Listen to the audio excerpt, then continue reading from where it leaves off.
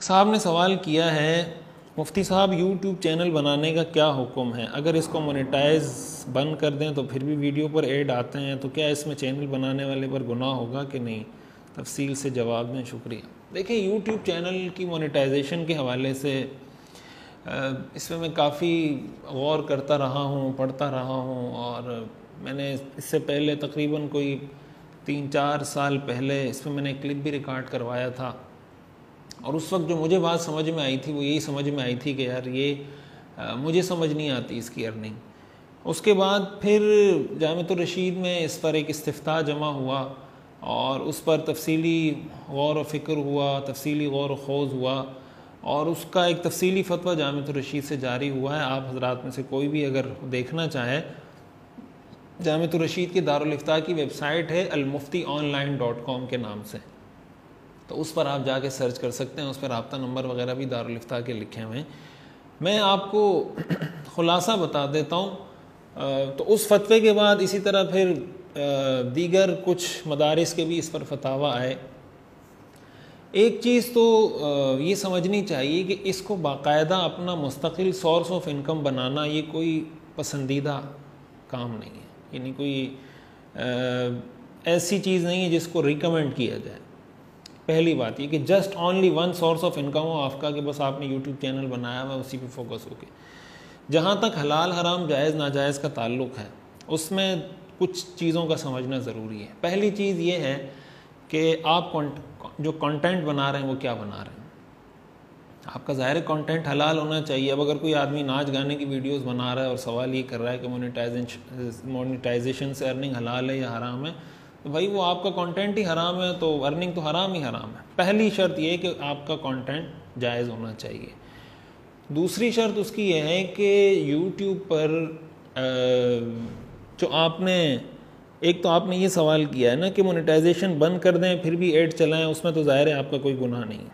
लेकिन अगर ऐड कोई ऑन भी करता है मोनेटाइजेशन, तो ऐसी सूरत में एक तो वो कैटेगरीज़ हैं जो प्रोडक्ट ही हराम है। मिसाल के तौर पर शराब के इश्तिहारात हैं, खिंजीर का गोश्त उसके इश्तिहारात हैं, उसमें जो भी इस तरह की कैटेगरीज़ आती हैं जिसमें आपको लगता है कि यार इसमें कोई हराम चीज़ भी आ सकती है या उसमें हराम चीज़ इंक्लूडेड है। मिसाल के तौर पर बेवरेजेज़ हैं, अब बेवरेजेज़ में ज़ाहिर है कि वाइन उसमें आ जाएगी, तो वो ज़ाहिर है जो भी इसके एक्सपर्ट हैं वो इन चीज़ों को जानते हैं कि किस कैटेगरी में क्या क्या चीज़ें आती हैं। नहीं भी आपको पता तो आप उसको सर्च कर लें, आपको पता चल जाएगा इस कैटेगरी में क्या क्या चीज़ें आती हैं।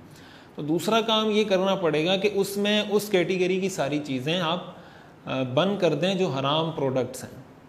तीसरे नंबर पर वो चीज़ें ज़ाहिर है उन चीज़ों के इश्तिहारात रह जाएंगे जो जायज़ प्रोडक्ट है। मिसाल के तौर पर शैम्पू है, टूथपेस्ट है, या कोई मोबाइल है, या कोई कैमरा है, या फेसबुक का इश्तिहार आ रहा है, या व्हाट्सअप का इश्तिहार आ रहा है, जो इश्तिहारात मुख्तलिफ आ रहे होते हैं। तो अब चूँकि वो जो प्रोडक्ट है इट्सेल्फ वो एक जायज़ प्रोडक्ट की तशहीर आपके सामने की जा रही है। मिसाल के तौर पर शैम्पू की तशहीर की जा रही है, साबुन की तशहीर की जा रही है, लेकिन उसमें एक एलिमेंट ये होता है कि उसमें लड़की की तस्वीर आ रही होती है, उसमें म्यूज़िक आ रहा होता है। तो ये एक उसमें ज़ाहिर है कि एक ऐसा एलिमेंट है जो एक परेशान कुन एलिमेंट है। उसमें आप ये उसका तरीक़ाकार इख्तियार कर सकते हैं कि एक फ़ीसदी हिस्सा आप मुतय्यन कर लें कि भाई जितनी प्रोडक्ट के इश्तिहारात आए हैं, मसलन 1000 रुपये आपकी इनकम हुई है, तो आप ये तय कर लें कि भाई 10%, 15%, एक मोहतात अंदाज़े के मुताबिक कि इतनी रकम में सदका करूँगा। यानी वो एक आप समझें कि वो इनकम में एक तरह से खुब्स आ गया, एक नापाकी आ गई, तो उसको आप अपनी उससे अलग कर दें। असल में होता ये कि जब आपने यूट्यूब चैनल बनाया तो यूट्यूब चैनल बनाने का मतलब ये हुआ, और जब आप मोनेटाइजेशन ऑन करते हैं तो आप यूट्यूब को गोया अपना चैनल एक तरह से किराए पर दे रहे होते हैं। यानी आपकी जो स्पेस है या आपका जो भी एक वर्चुअल प्रॉपर्टी है आपकी, आप उसको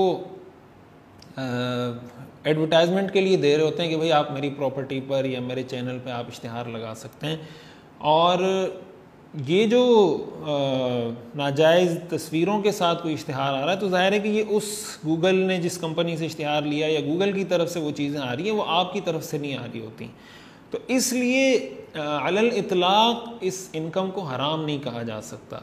तो कुछ फ़ीसदी हिस्सा इसका सदका कर दिया जाए, और जो बाकी हिस्सा है चूँकि वो जायज़ प्रोडक्ट के इश्तिहार का पैसा है, यानी जो बेचने वाला होता है वो शैम्पू बेच रहा होता है, वो साबुन बेच रहा होता है, वो टूथपेस्ट बेच रहा होता है, वो उस लड़की की तस्वीर को नहीं बेच रहा होता। ये गलत है, नाजायज़ है, हराम है।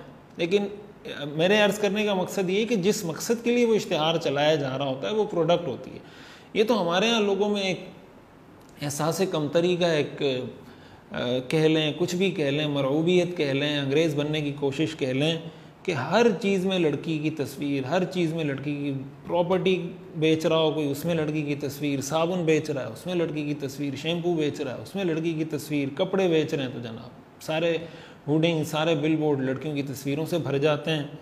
हालांकि दुनिया में आपको ऐसे बड़े बड़े ब्रांड्स मिलेंगे जिनकी प्रोडक्ट की तशहीर में आपको कोई तस्वीर नहीं मिलेगी। आप कई दफ़ा आप देखें, मैकडोनल्ड का आप इश्तिहार देखें, बहुत कम शाज़ व नादिर शायद आपको कहीं नज़र आएगा कि मैकडोनल्ड की जो एडवर्टाइजमेंट होती है उसमें किसी की तस्वीर हो, किसी लड़की की तस्वीर हो। आप जो राडो घड़ी है आप उसके इश्तिहारात उठा के देख लें, KFC को आप देख लें। ज़ाहिर है ये सारी जो मैं आपको बता रहा हूँ ये सारी मल्टीनेशनल फूड चेन्स हैं और सारी दुनिया में इनकी प्रोडक्ट सेल होती हैं और उनका एक नाम है सारी दुनिया के अंदर।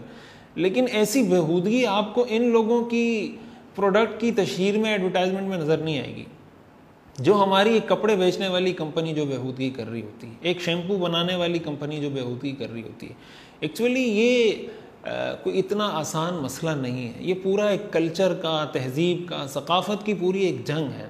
और आहिस्ता आहिस्ता हमारे जहनों से, हमारे दिलों से ये बात ही निकाली जा रही है कि यार लड़की की तस्वीर तो कोई मसला ही नहीं है। नहीं, ये लोग सोचना ही छोड़ दें कि यार ये भी कोई नाजायज़ चीज़ होती होगी। एक गैर महसूस तरीके से इतना इसको भर दिया गया है। तो इसके हवाले से अपनी कोशिश ज़रूर करनी चाहिए। कम अज़ कम अपने मुआशरे में, अपने मुल्क में हम ये कोशिश कर सकते हैं। जो कंपनियां इस तरह की प्रोडक्ट की इस तरह गैर शरई तरीके से तशहीर करती हैं, कंज्यूमर तो ज़ाहिर दुनिया की एक बड़ी पावर है। आप यूज़ नहीं करेंगे उनकी प्रोडक्ट तो किसको बेचेंगे? तो जब कंज्यूमर ही नहीं चाहता कि भाई उसकी प्रोडक्ट में ये चीज़ें आएँ तो वो क्यों दिखा रहे हैं? इसका मतलब वो कोई और एजेंडा है उसके पीछे। तो इस पर हमें आवाज़ उठानी चाहिए, इस पर हमें एहतजाज करना चाहिए। तो ये सारी तफसीलें जो मैंने आपको बताई हैं, और जो आपने सवाल किया है कि अगर ऐड बंद कर देते हैं तो ऐसी सूरत में अगर वीडियो उस पर कोई ऐड चलता भी है तो उसमें तो ज़ाहिर है कोई मसला